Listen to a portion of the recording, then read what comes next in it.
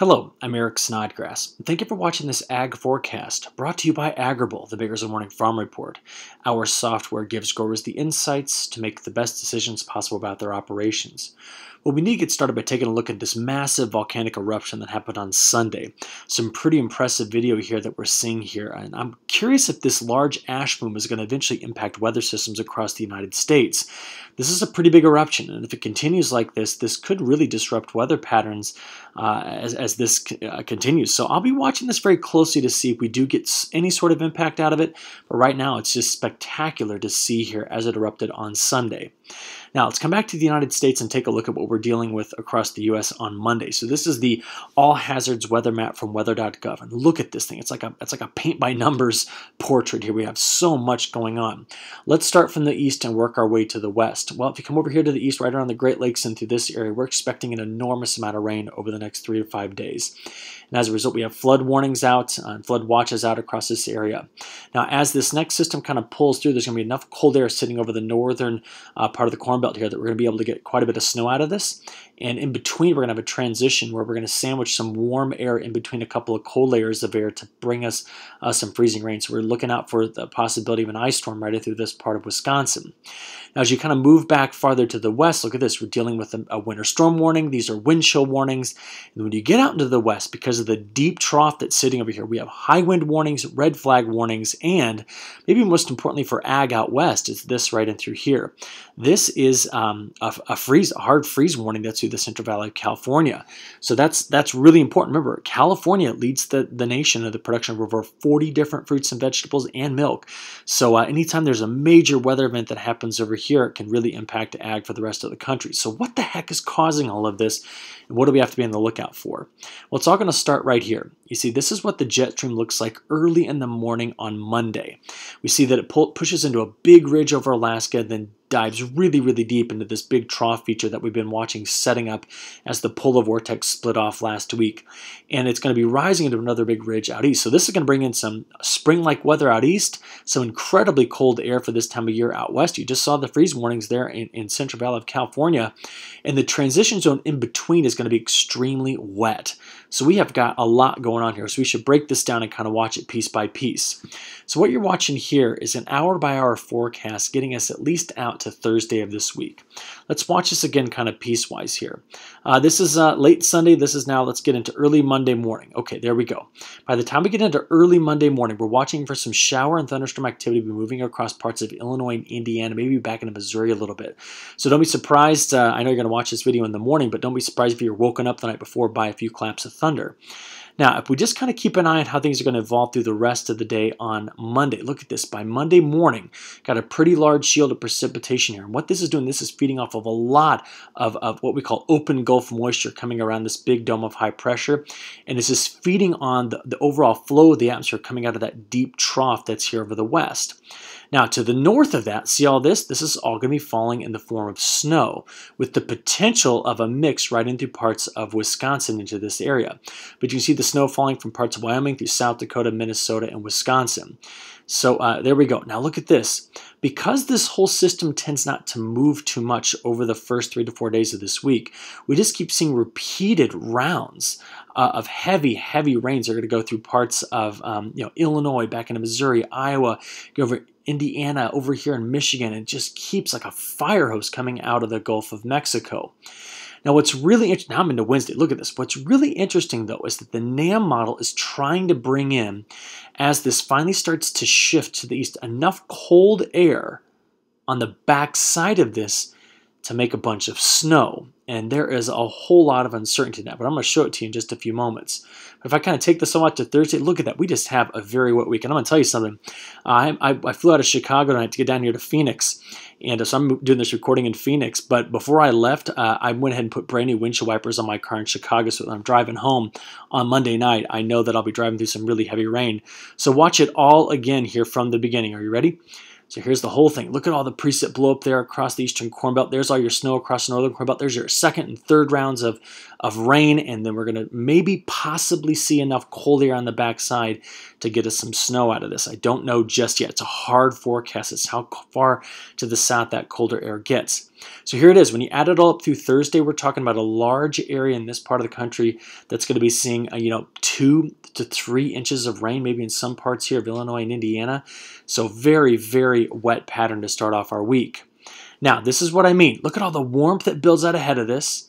And then the NAM model tries to bring in enough cold air that as the precipitation slides on off to the east, we may see some snow on the backside of this. Now, I have very little confidence in this. Even though it's only a few days out, I still have very little confidence. But this is what the NAM model wants to do. Look at that snow right there. It was in every single model run that the NAM put out on Sunday. And so this is the first run for Monday, and sure enough, it's still got this really, really heavy snow band coming through this part of Missouri, Illinois, and Indiana.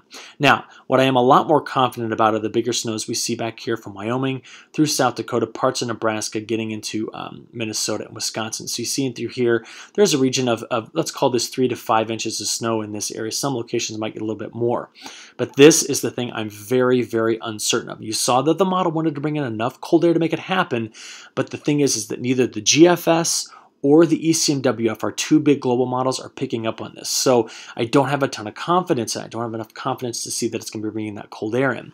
Just to kind of make my point here, this is the forecast through Thursday morning from the ECMWF model. You can clearly see that it's in great agreement over the snows from Wyoming through parts of Nebraska, getting into South Dakota, and then certainly over here into Minnesota, Wisconsin. But it does not have that feature through parts of Illinois, which means it keeps us warm enough that all that's going to be falling as rain. So this will be a very interesting forecast to watch the timing of. And right now, we just need to be on the lookout for the potential for some snow. But again, don't have a lot of confidence just yet. Now, I want to take this out beyond this. So we're not going to watch out the next 10 days. And what I want you to see is as long as that deep trough stays in place here, we're going to see a very active weather pattern. I mean, look at this. There goes the first system. So now we get a kind of a reload here on Thursday. So Thursday, watch this. As we get into Friday, here comes the next round, pushing through parts of the eastern Corn Belt and the central states.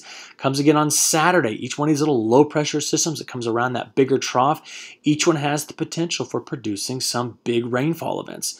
So we are in the middle of an absolute soaker of a pattern. And we've been talking about this for the eastern Corn Belt now for a couple of weeks. So it's all kind of coming into fruition now as we watch this in longer term. And just to put kind of a cap on all of it here, this is the 168 hours, so that's a 7-day forecast getting us through next Sunday, total precipitation as predicted by the GFS model. And you can see here we got a big region that may be seeing better than 3, maybe 4+ inches of rain in through this area. So there's a lot to be on the lookout for here. Just be prepared for some very, very wet weather. Now, why we bring this up is because, remember, we're dealing with, in the middle part of the country, some big drought in through this area. We've got some locations here that have not seen precipitation in 130 days.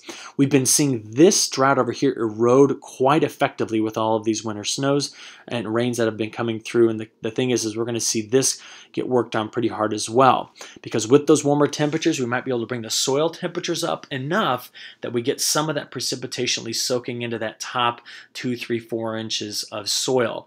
But remember, we have had some extremely cold weather throughout this winter, so whether or not we're going to get much of that soaking in will be the big question. We'll have to take a look at it after it's done.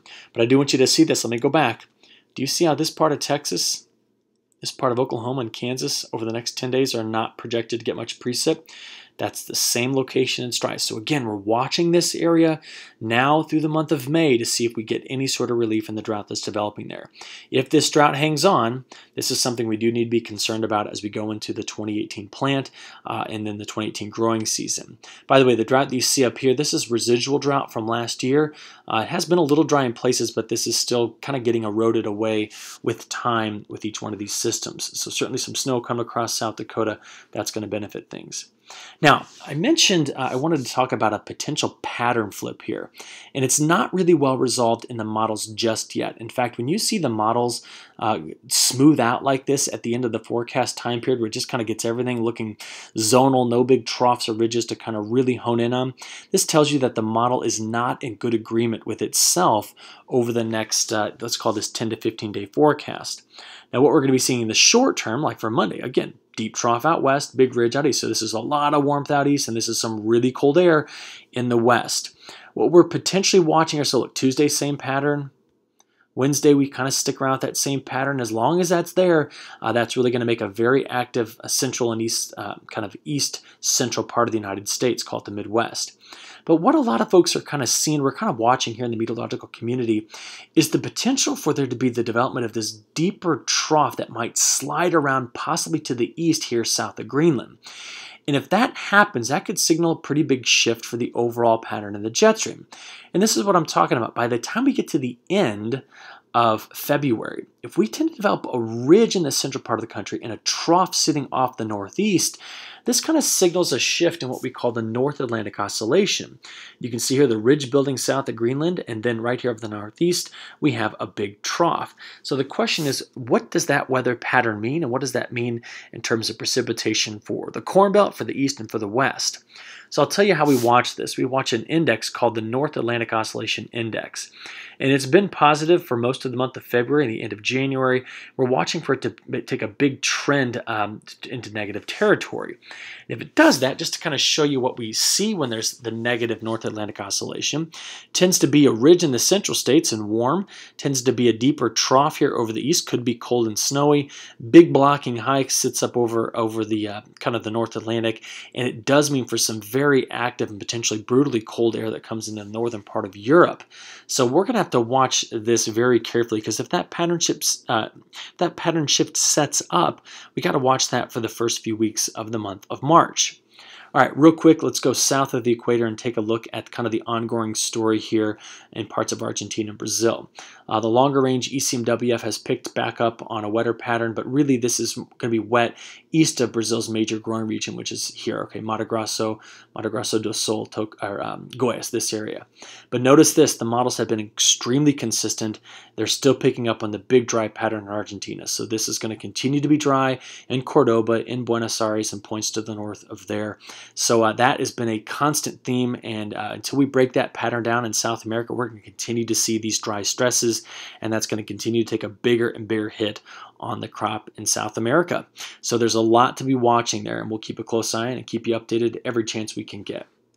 With that, I'm going to go ahead and wrap up this video, though. So we hope you look forward to Agrible's next ag forecast coming out on Thursday. To get morning farm report for your operations, complete with a daily email that shows you a snapshot of your field conditions each morning, go to morningfarmreport.com. Sign up for that free account. Full grower accounts are free if you sign up for our Sustainable Yield program or for growers who work with AD merchandisers. Look forward to talking again on Thursday.